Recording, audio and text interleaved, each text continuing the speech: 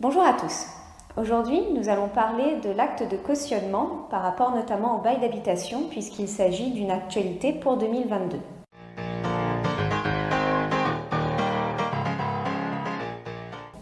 Donc, dans un acte de cautionnement, on va avoir certaines mentions obligatoires pour que le garant soit bien au courant de ses droits, de ses obligations.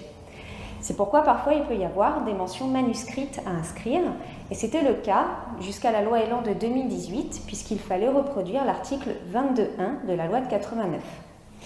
Ce n'était pas très pratique, c'était un article qui permettait bien de savoir quelles étaient les obligations du garant en cas d'acte à durée déterminée et indéterminée, mais il y avait un risque juridique car s'il manquait le moindre mot, l'acte était invalidé. C'est pourquoi la loi Elan était venue supprimer cette mention.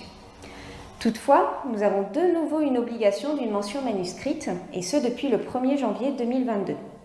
C'est issu d'une ordonnance du 15 septembre 2021 qui nécessite maintenant de mettre de façon expresse et manuscrite la mention issue de l'article 2297 du Code civil.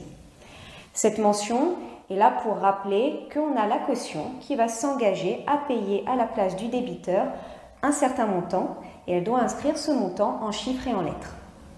Tout cela doit bien être marqué de façon manuscrite, sous peine d'avoir un acte qui serait invalide en cas contraire. Donc cela signifie que s'il y a une différence entre la mention en lettres et en chiffres, on retiendra bien entendu la mention en lettres. Cela nécessite de nouveau de faire intervenir la caution au moment de l'acte, alors qu'auparavant on pouvait recueillir la signature. Et tout cela, c'est de mettre en application au 1er janvier 2022. Donc à partir de maintenant, il faut bien regarder si les actes comprennent cette mention manuscrite. Si par contre on avait des actes qui ont été signés antérieurement au 1er janvier 2022, pour cela bien entendu, il n'y aura pas d'invalidité.